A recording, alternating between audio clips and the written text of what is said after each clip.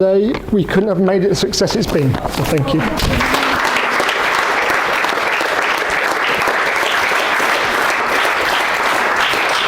This could be a long one, couldn't it?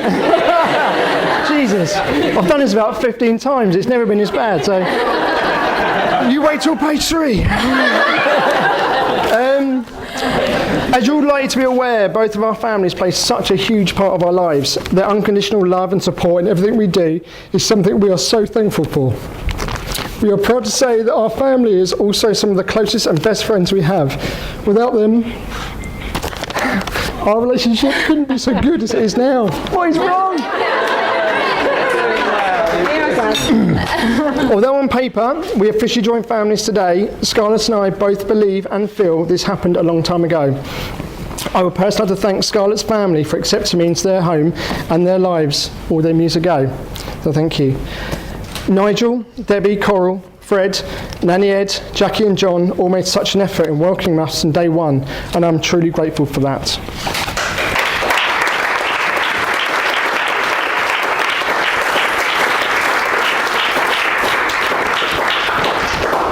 I think I was on to a winner the first Sunday I ever went round to meet the family properly. I was offered a seat on the sofa, a beer whilst we watched football on the telly, whilst Deb cooked up one of her famous roast dinners. You know you're onto a winner when the potential mother-in-law-to-be defends you to your girlfriend for having a lazy Sunday doing nothing but watching Stoke v Hull on the telly. Since then, we've been fortunate to welcome Elliot, Sue and Pete into our clan, and we have enjoyed many evenings and meals out together, Christmases, birthdays and numerous amazing holidays, including skiing. Coral, sorry again for taking you out that time. And more recently Dubai for Nigel's 50th, all of which have given us some amazing memories, which I'm very thankful for. Sorry, Nigel. Nigel and Debbie, you must be so proud of the woman Scarlet has become, and so much credit should go to you for how she has turned out.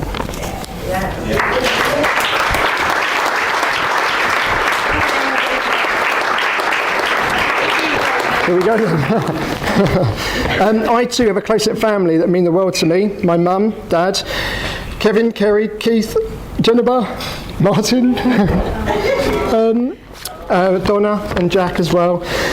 Nathan, James, Bethan, you are everything to me, and growing up you have done a great job in making me the person I am today. From the words of wisdom from my mum and dad, silly chats we can. Go on, guys. Or a weekend or month with Kerry and Keith. They've all played such a huge part. Special family holidays are a massive part of my childhood, and this is something that I've definitely rubbed off on me too. That's probably to Scarlet's delight. We rarely have not got a holiday booked or planned. As with Scarlet's family, we've also enjoyed some amazing time together on holidays, and regular trips to Florida and Spain have been a thing. They've all taken to Scarlet since the first day they met her, and at times I think they prefer her to me. So at this point, I'd like to single out both mums for particular praise. Firstly, Deb's. I first met Deb's in an Italian restaurant, just before me and Scarlet actually.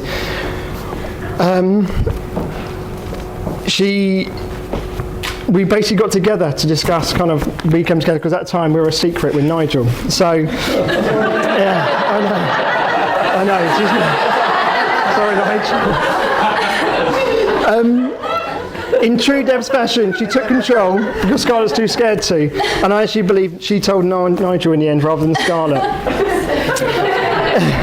She's the glue in most things the family plan to do, working overtime behind the scenes and arranging and organising everything so that it's just right for other people.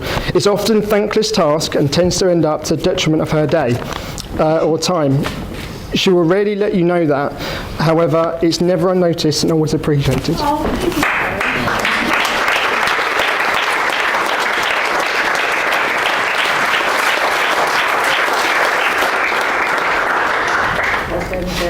Her obvious love for her family together, sharing happy moments, is great to be part of. And the support she gives to us in looking after Doug the pug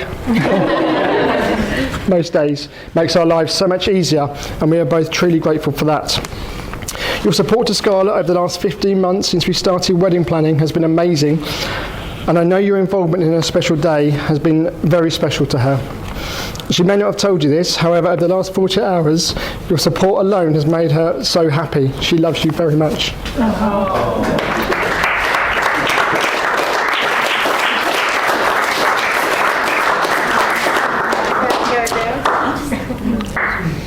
My mum.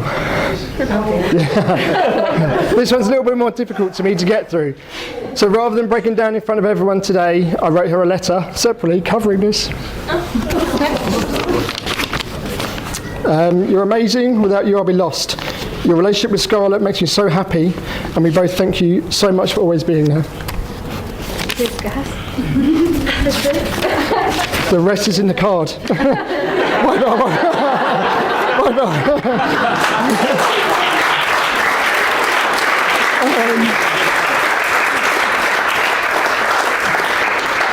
As a token of our appreciation, we would like to give you a little something for both of your efforts. Best men, 2 best men.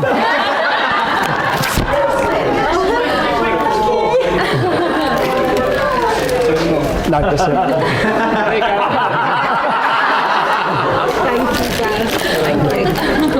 Thank you, Gareth. Thank you. Before going any further, I want to say how stunning you look today. You are beautiful and your dress is amazing. I can't believe how lucky I am to be able to call you my wife. Although I know if you could, you would point out there's no such thing as luck.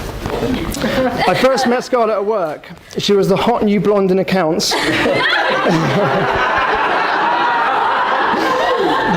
But then quickly pointed out to me Nigel, known to me at the time as my 6'4" tall director, his daughter.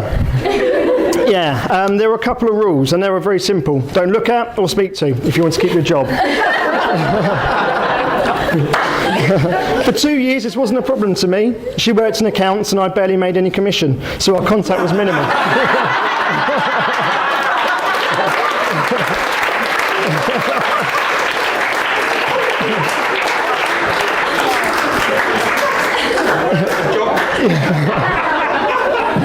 This was until Scarlett took charge of collecting dress-down money and seating plans and work events, where she tested my resolve and by having us sit next to each other. We got talking more and more, and one day whilst making tea, I offered her a listening ear over a drink outside work. To my surprise, she emailed me back within minutes to say she was free that evening, and that's kind of how it started. We then had a few months... few months of living in secrecy in the fear of a potential fallout with Nigel and work. A secret that was far easier for me to keep than Scarlet, as, let's be honest, no one believed me. And at the time, I must have been in the crosshairs for the chopping block anyway at work, so... It was a big gamble. However, standing here today, seeing her walk down the aisle, it was one totally worth taking, and I'm so pleased we both took it. You are an amazing woman, confident, intelligent, thoughtful and funny, but most of all, you're my best friend. Safe yourself in. On a side note, she's also a wizard with Excel spreadsheets. That's my comeback. You have a natural ability to lighten up a room when you walk into it, and people are constantly saying to me how nice and great you are. Scarlet is behind most things I get credit for, being sorting flowers, sweets or kids for when we turn up at people's houses. Sorry, that's not sweets or kids, that's sweets for the kids. Being sorting flowers or sweets for the kids when we turn up at people's houses, or sorting birthday cards because she knows I forget, even prompting me to call or text people because she knows I haven't contacted them in a while. Whatever she does, she makes it look effortless and tends to do it with that gorgeous smile on her face.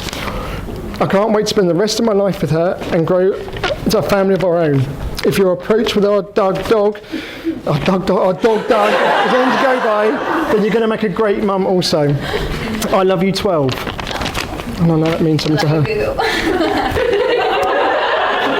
She loves numbers. Can I ask everyone here now to raise a glass and toast my beautiful wife Scarlet?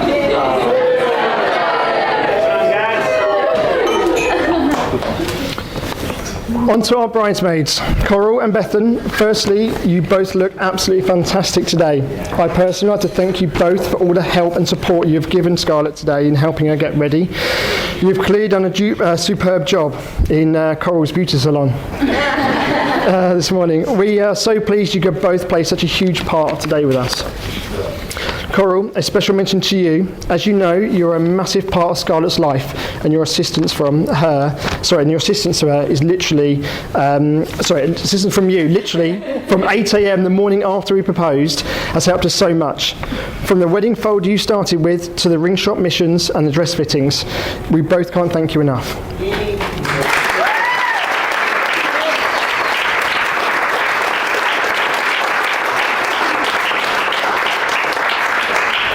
I know having you next to her today will have meant the world to Scarlet.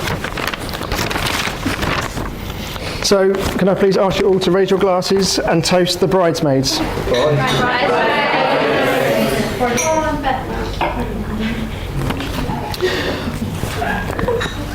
Also, I'd like to thank our ushers, Nathan and James, for what a great job you did today. I think everyone found a seat in the church, so well done. You both improved so much from our first practice session when we asked you last year. Also, we had some lovely readings in church earlier. Sam and Kerry, Scarlett and myself are very thankful that you both accepted our offer to do the readings. You both done a brilliant job, and I'm sure we will look back upon these readings for many years to come with some fond memories.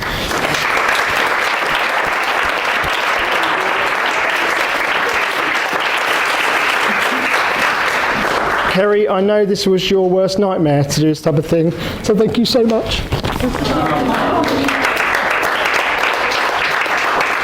Can everyone raise a glass and a toast to our ushers and to Sam and Kerry?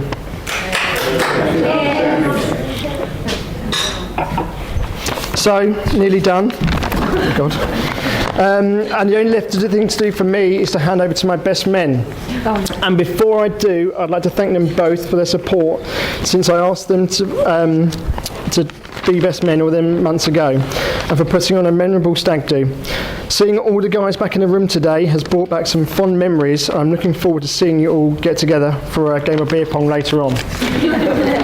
Seriously though, you are both amazing people, and your friendship means the world to me, so thank you. And before I hand over, I'd like to point out that anything that comes out of these boys' mouth in the next 15 minutes, you may want to take with a pinch of salt.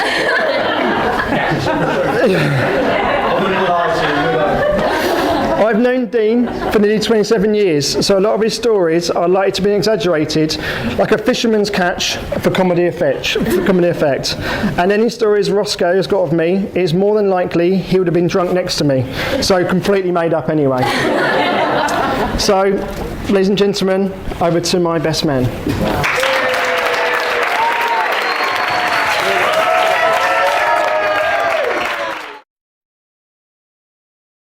Good afternoon, ladies and gentlemen. Before we get started, any hecklers out there, in particular Leroy, sitting over there with a bell, I am standing up. And no, I'm not allowed to sit on the chair.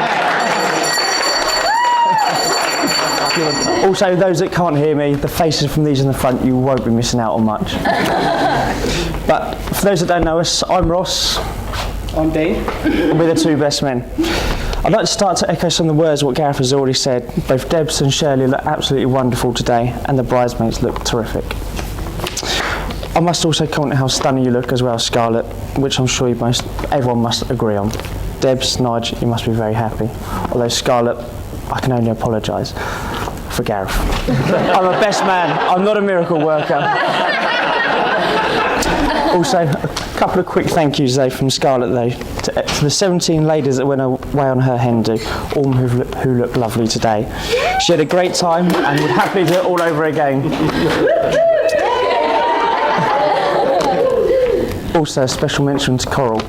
In Scarlet's words, these are: you've been a great sister and a best friend in the run-up to the wedding, getting numerous bits done, sorting out the hen do, and in Scarlet's words, being the best sister anyone could ever wish for.